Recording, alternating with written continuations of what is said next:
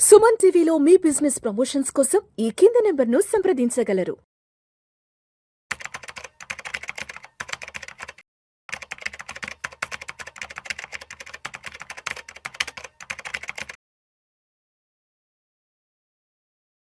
నమస్తే, welcome to Vishnu talks. నేను విష్ణు. ప్రస్తుతం నాతో పాటు ఇన్సూరెన్స్ ఎక్స్పర్ట్ మెరుపుల మధు గారు ఉన్నారు. సార్తో మాట్లాడదాం. మధు గారు నమస్తే సార్. నమస్తే అండి. Welcome to Suman TV and welcome to Vishnu talks. Thank you అండి. రైట్, ఈ వీడియోలో కాస్త డీటెయిల్గా insurance agent versus online insurance గురించి కొంచెం డీటెయిల్గా మాట్లాడుకుందాం సార్. ఒకప్పుడు ఎవరు ఇన్సూరెన్స్ తీసుకోవాలన్నా కూడా ఇన్సూరెన్స్ ఏజెంట్ని అప్రోచ్ అయ్యి అతనితో మాట్లాడి అతనితో కొద్ది రోజులు ట్రావెల్ అయ్యి 3 నెలలు 6 నెలలు 1 సంవత్సరం పాటు ట్రావెల్ అయ్యి వాళ్ళ దగ్గర ఇన్సూరెన్స్ తీసుకునేవాళ్ళు. రాను ఏమైందంటే డిజిటలైజేషన్ ఎక్కువైపోవడం వల్ల, టెక్నాలజీ అంతా పెరిగిపోవడం వల్ల, ఈ కామర్స్కి సంబంధించిన యాప్స్ ఇవన్నీ రావడం వల్ల ఏమైపోయిందంటే ఇక్కడ ఏజెంట్కి పబ్లిక్కి మధ్య రిలేషన్ కట్ అయిపోయింది, డిస్కనెక్ట్ అయిపోయింది. సో ఇప్పుడు ప్రతి ఒక్కరు కూడా ఏం చేస్తున్నారంటే అంతా కూడా ఆన్లైన్ వెబ్సైట్లలో కూడా ఈ ఫిన్టెక్ యాప్స్, ఈ వెబ్సైట్లో ఇన్సూరెన్స్ అనేది తీసుకుంటున్నారు. అదే టర్మ్ ఇన్సూరెన్స్ కానివ్వండి, హెల్త్ ఇన్సూరెన్స్ కానివ్వండి. అయితే ఇక్కడ వచ్చిన పెద్ద డ్రాబ్యాక్ ఏంటంటే ఇప్పుడు ఆన్లైన్లో ఏదో ఒక సో కాల్డ్ వెబ్సైట్లో ఇన్సూరెన్స్ తీసుకుంటాము. అర్ధరాత్రి 2 గంటలకో 3 గంటలకో ఏదైనా హెల్త్ ఎమర్జెన్సీ వచ్చి హాస్పిటల్కి వెళ్ళాల్సి వస్తుంది. ఆ టైంలో ఏం చేస్తాం? మామూలుగా మనం ఆన్లైన్లో తీసుకుంటే ఓ టోల్ ఫ్రీ నెంబర్ కాల్ చేస్తాము. సరే, కొన్ని టోల్ ఫ్రీ నెంబర్లు పొద్దున 10 నుంచి సాయంత్రం 6 దాకా ఏదో ఉంటాయి. కొన్ని ఏమో పొద్దున 6 నుంచి 6 దాకా ఏదో ఈ ఫార్మేట్లో ఉంటాయి.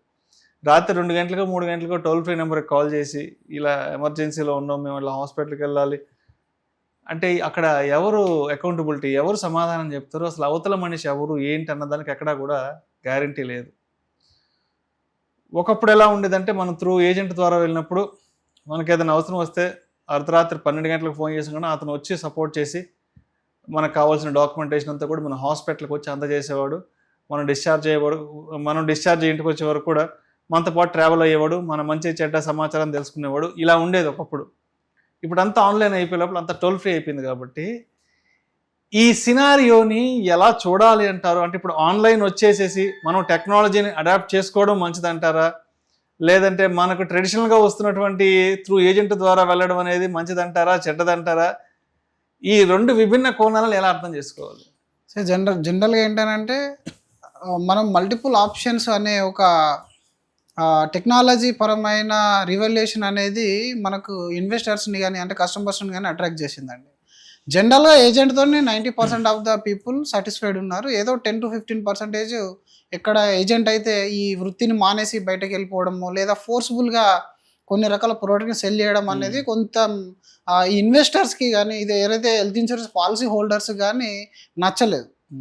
కానీ ఇప్పుడు మీరు అన్నట్టుగా ఒక ఆన్లైన్ పాలసీని తీసుకోవడం, లేదా ఏదైనా ఒక మాస్టర్ క్లాస్లో జాయిన్ అయిపోయి వాళ్ళు చూపించిన రికమెండెడ్ ప్రోడక్ట్ తీసుకున్న తర్వాత ఇన్సూరెన్స్ అనేది ఒక ఆన్లైన్ ఎలక్ట్రానిక్ గడ్జెట్ కాదు, రైట్? మనకి ఏ రోజైతే అవసరం పడుతుందో ఆ రోజు మీకు సెల్ చేసిన పర్సన్ అసిస్ట్ చేసే విధంగా ఉన్నాడా లేదా అనేది ఇక్కడ చాలా పెద్ద సమస్య.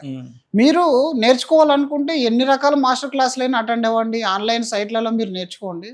బట్ మేము చెప్పేది ఏంటంటే రేపు పొద్దున సర్వీస్ చేయడానికి ఒకటి ఆయనకు తగిన కెపాసిటీ ఉందా? మీకు ఎవరైతే సేల్ చేస్తున్నారో, ఎవరైతే మీకు గైడ్ చేస్తున్నారో వాళ్ళు చేసేది ఎంతవరకు నిజం, అసలు దేన్ని బేస్ చేసుకొని ఇప్పుడు 1, 2, 3 కంపెనీ మంచిదని చెప్పేసి మీకు ఇచ్చాడు, కానీ మీరు దాన్ని వెరిఫై చేసుకోగలిగారా?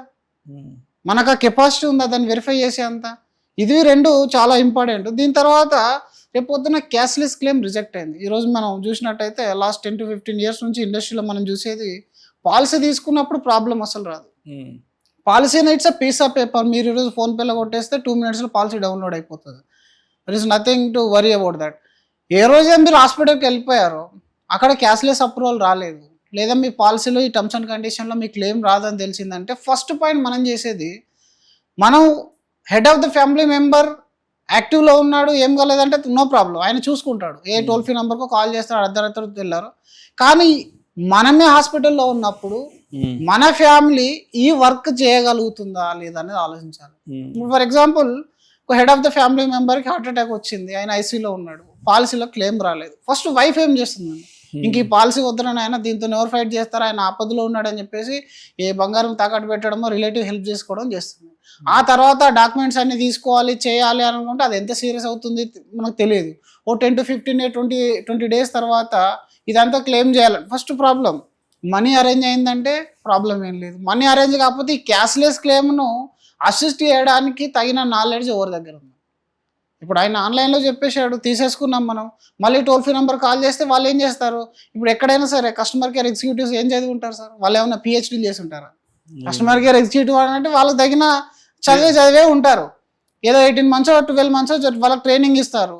ఇది ఈ సో అండ్ సో క్లాసులో ఇది డిడక్ట్ అయింది, సో అండ్ సో క్లాస్లో రిజెక్ట్ అయింది అనే విషయం ఆయనకు తెలియదు. ఎవరైతే మెయిన్ మెంబర్ ఉన్నారో ఆయన హెడ్ ఆఫ్ ద కంపెనీ ఉంటాడు.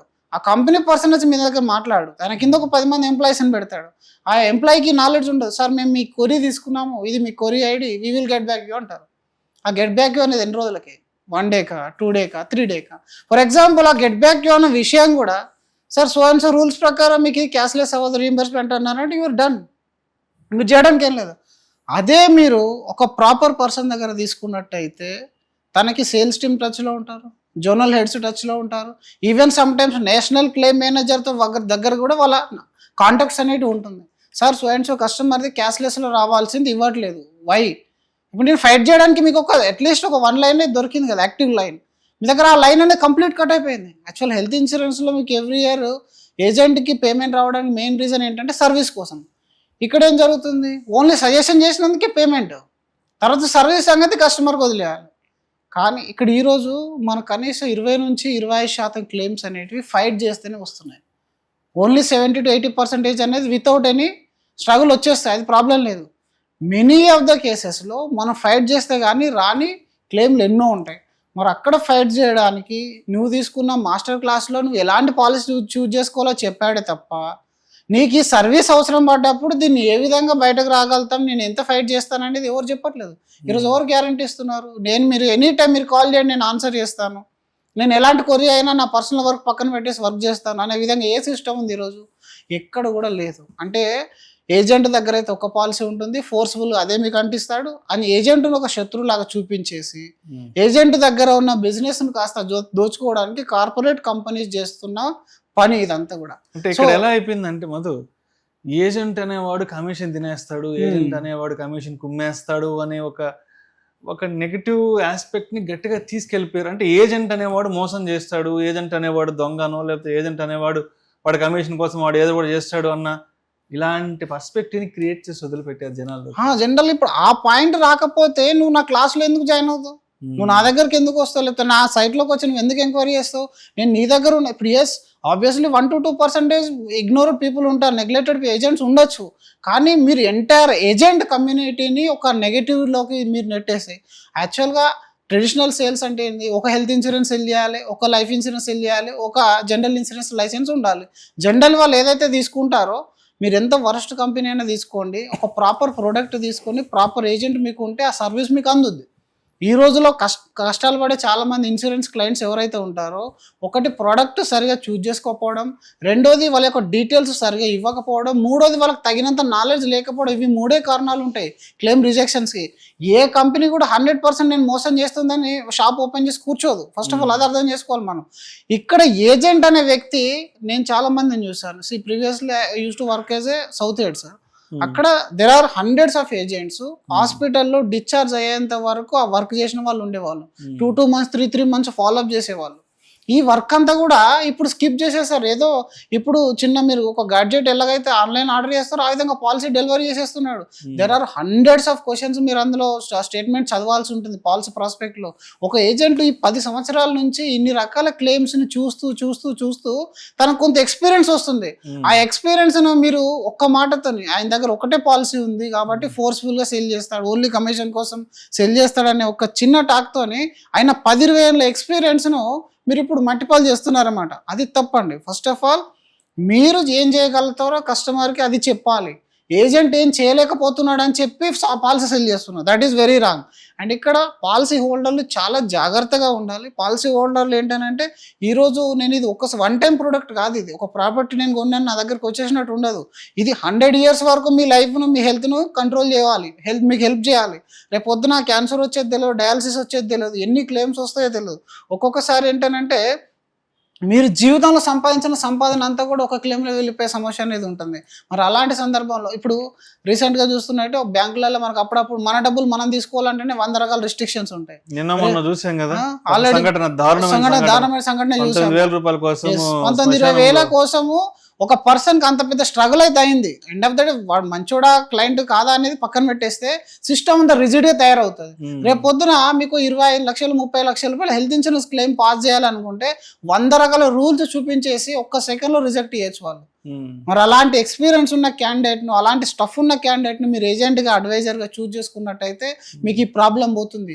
మీరు నేర్చుకోండి, ఆయన అడగండి డైరెక్ట్, ఎందుకు మీరు సో అండ్ సో ఎక్స్ అనే కంపెనీ చెప్తున్నారు, మీకు నాకు 4 కంపెనీలు చూడాలని ఉంది, మీరు 4 కంపెనీలు ఎక్స్ప్లెయిన్ చేయండి అని చెప్పండి.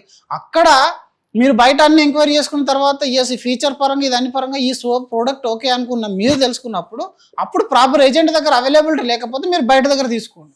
అంతేగాని ఏజెంట్ను ముందుగానే ఒక శత్రువులుగా చూసేసి ఏదో కార్పొరేట్ మాయలో పడిపోయి వాళ్ళు ఏంటంటే ఆ ప్రజెంటేషన్లలో మీకు 3D పిక్చర్లు వేసేసి హాయిగా మీకు చూస్తేనే ఇంకా అట్రాక్టివ్ ప్రోడక్ట్ లాగా తయారు చేసి ప్రోడక్ట్ నమ్ముతారు. కానీ దాన్ని మాత్రం నమ్మకూడదు. అది మాత్రం మనం ఆలోచించుకోవాలి. యాజ్ ఎ పాలసీ హోల్డర్ మనం ఆలోచించుకోవాలి. రేపు పొద్దున నేను ఐసీయూలో పడుకుంటే, రేపు పొద్దున నాకు హార్ట్ అటాక్ వచ్చినప్పుడు will my wife or family members can get this claim with easy process అనేది మనం ఆలోచించుకుంటే దీనికి సొల్యూషన్ అనేది దొరికిపోతుంది. అనవసరమైన కార్పొరేట్ దానికి వెళ్ళొద్దు. ఇక్కడ ఒక 1000 మంది ఏజెంట్లు, 1,00,000 మంది ఏజెంట్లు బతికేది ఒక కంపెనీ బతికే ప్లాన్ అనమాట. ఇది ఒక కంపెనీ, ఒక కార్పొరేట్ కంపెనీ. దేన్ని చూపించేసి నువ్వు సర్వీస్ చేసి బతకట్లేదు, మళ్ళీ ఒక షార్ట్ కట్ని చూపించేసి, ఒక నెగటివిటీని చూపించేసి, ఒక ఏజెంట్ అనేవాడు రాంగ్ ప్రాసెస్ చేస్తాడు అని చూపించేసి ఇక్కడ సేల్స్ అనేది జరుగుతుంది. దట్ ఈస్ లీగల్ ప్రాసెస్ పరంగా కానీ రెగ్యులేటర్ పరంగా కానీ ఇది అప్రూవ్ చేసే విషయాలు అయితే అసలు కాదు. ఇన్వెస్టర్లు చాలా పద్ధతిగా, అంటే మామూలుగా పాలసీ హోల్డర్లు ఎవరైతే ఉంటారో వాళ్ళంతా బాగా ఆలోచించిన తర్వాత నిర్ణయం తీసుకోవాలి. ఇలాంటి లోకం పోకడలకు గురై రేపు పొద్దున మీ 100 years లైఫ్ అనేది ఒక హెల్త్ పాలసీతో ముడిపడి ఉంటుంది. అలాంటి తప్పులు ఎప్పుడు చేయకూడదు.